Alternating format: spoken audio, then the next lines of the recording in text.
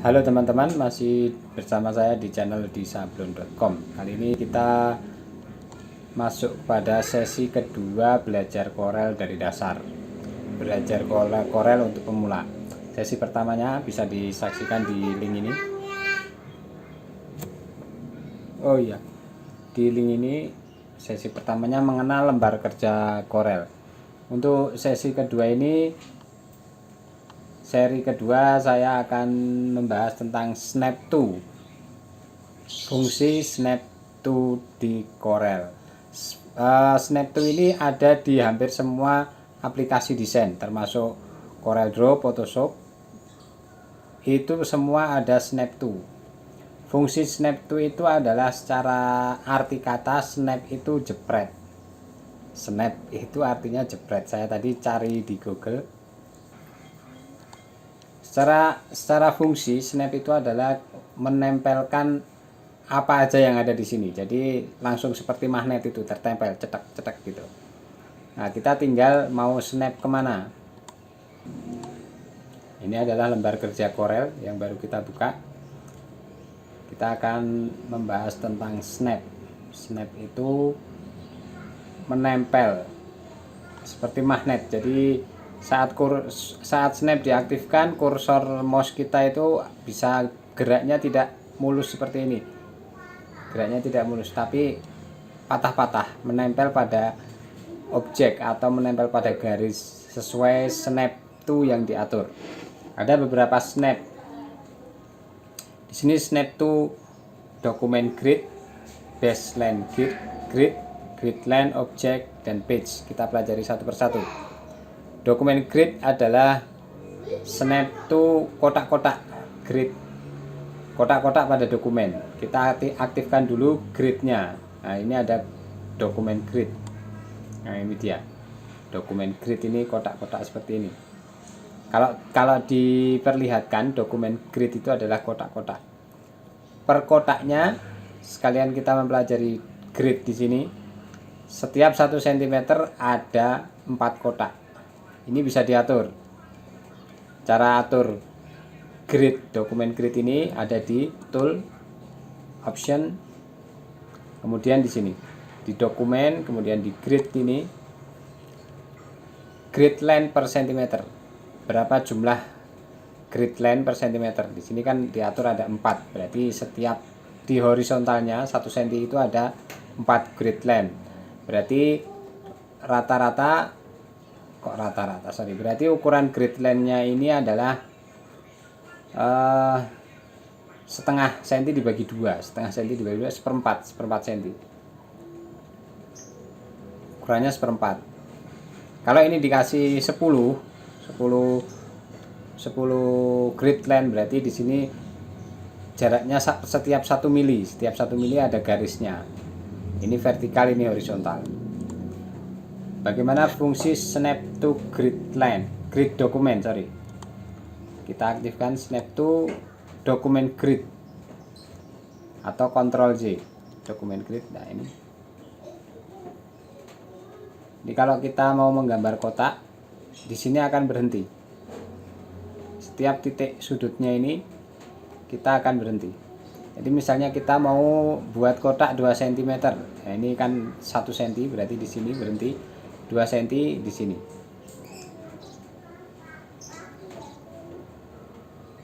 Ini kita dipandu oleh snap to.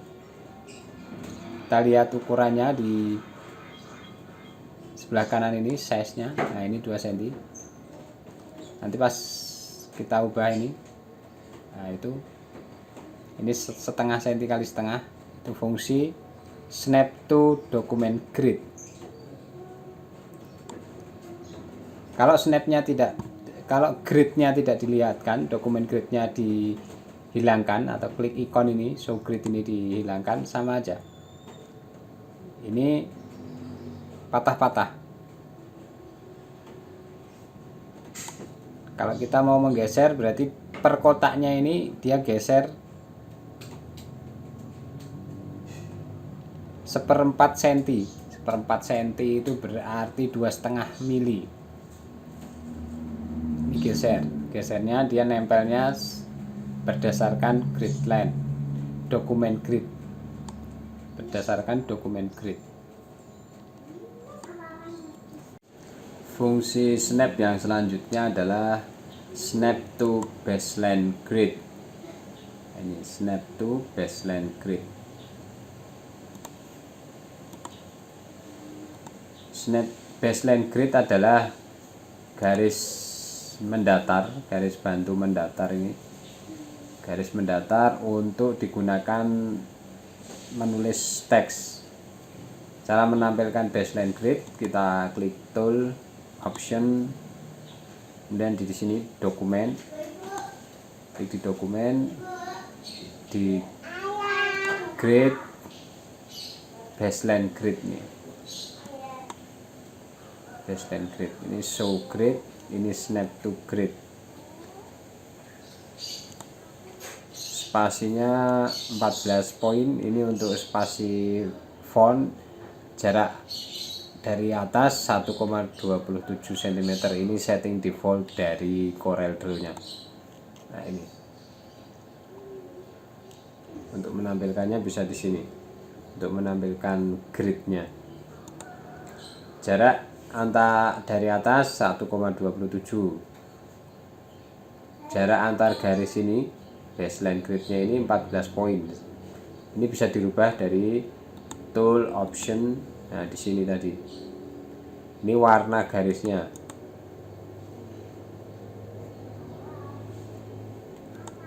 Kalau snap to nya tidak diaktifkan, kita mau nulis, nah ini kita harus mengukur dulu, kita lihat sampai pas baru diklik. Nah, gini. Kalau snap to nya diaktifkan, snap to baseline grid, kita mau nulis, nah ini udah langsung seperti magnet nempel.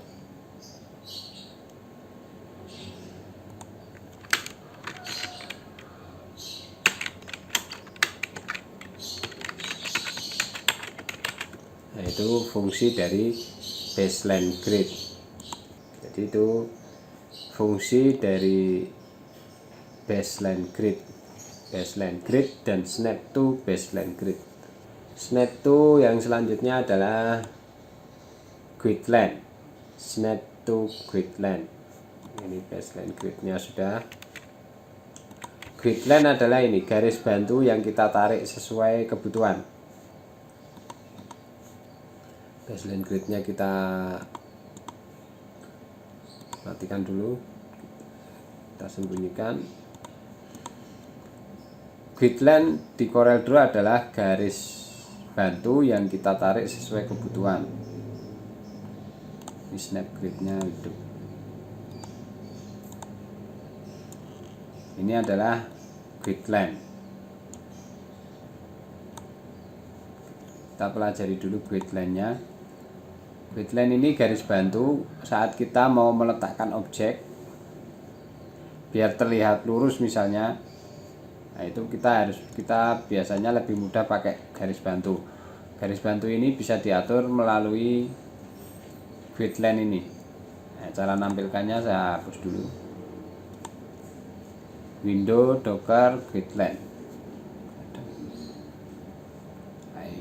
Window, Docker, gridline. Di sini ada propertinya gridline. Kita mau menambah, memodifikasi atau menghapusnya di sini.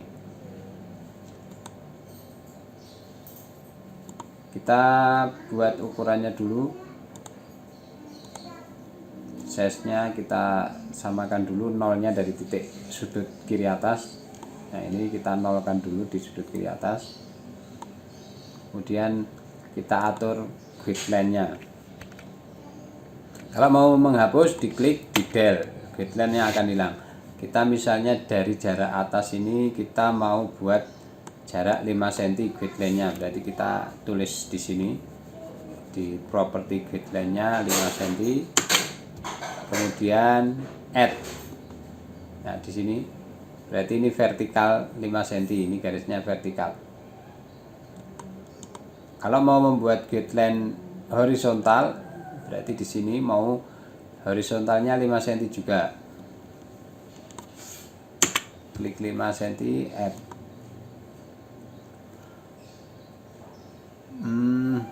Minus 5 cm.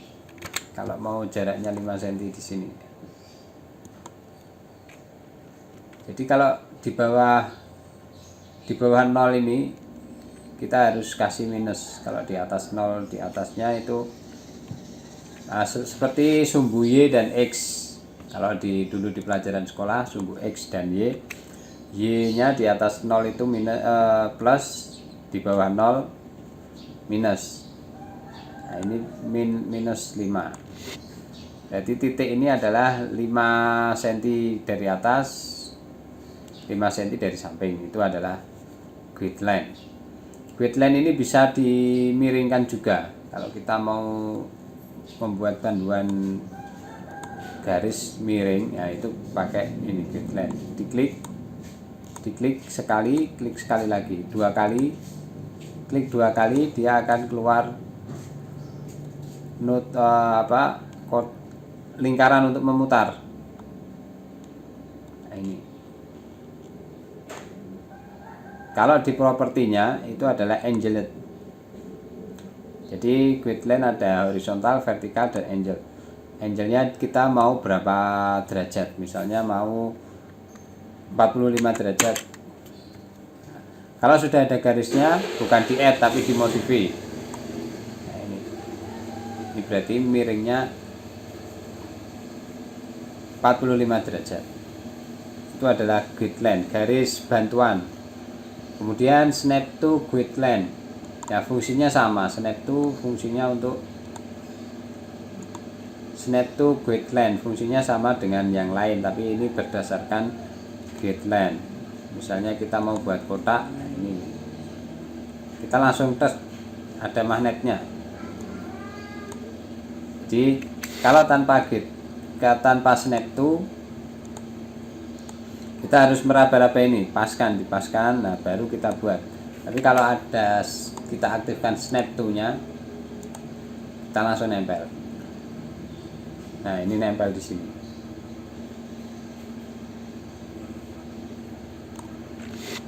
Itu adalah fungsi snap to grid line. Nah, untuk selanjutnya snap to adalah ada snap to object. Ini grid line-nya kita matikan. Snap to object. Snap to yang berdasarkan pada objek yang ada. Ini yang lain, snap to yang lain kan tidak aktif. Nah, ini masih belum aktif. Ini snap to masih belum aktif semua. Nah, ini kita kalau mau nempelkan gambar di kotak, kita harus meraba-raba gini baru digambar. Tapi kalau diaktifkan snap to nya, snap to object atau ALTZ, snap to object, kita ini udah nempel ini. Nah, ada tandanya. Di sini node setelah nempel di titiknya. Di sini midpoint berarti nempel di pas tengah-tengahnya objek, ada tandanya tulisannya midpoint. Nah, ini berarti setengahnya. Di sini ada midpoint, kalau di tengah ada tulisannya center. Nah, ini center objeknya. Kalau kita mau, nah ini node.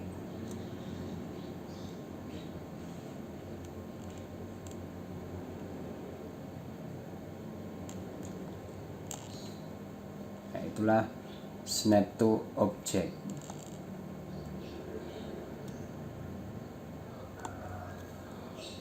Setelah snap to object adalah snap to page. Snap to page itu snap ke halaman. Ini kan tampilan halamannya seperti ini, lembar kerjanya.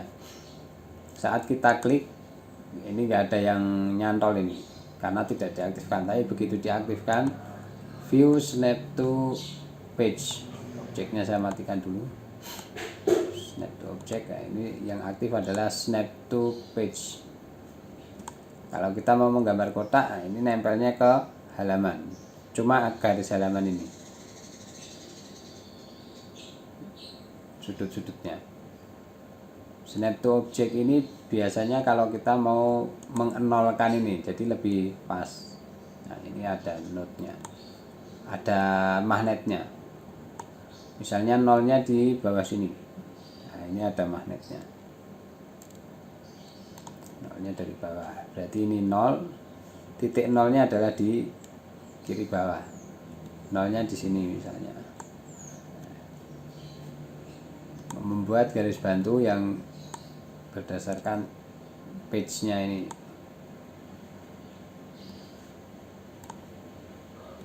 Nah, itu seperti ada magnetnya.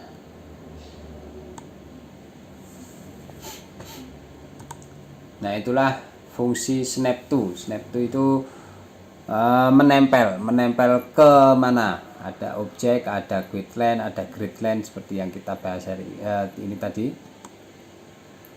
Snap to itu pada suatu saat sangat membantu, di saat yang lain sangat mengganggu karena kita maunya mungkin nariknya tidak putus-putus. Nah, ini karena ada snap to putus-putus, jadi kadangkala kita aktifkan, kadangkala kita nonaktifkan. Itulah fungsi snap to. Semoga di video kali ini bisa membantu teman-teman untuk mempelajari lebih lanjut kedepannya belajar Corel Draw. Jadi simak terus tutorial Corel Draw untuk pemula dari disablon.com. Jangan lupa like, share, and subscribe. Salam kreativitas, disablon.com.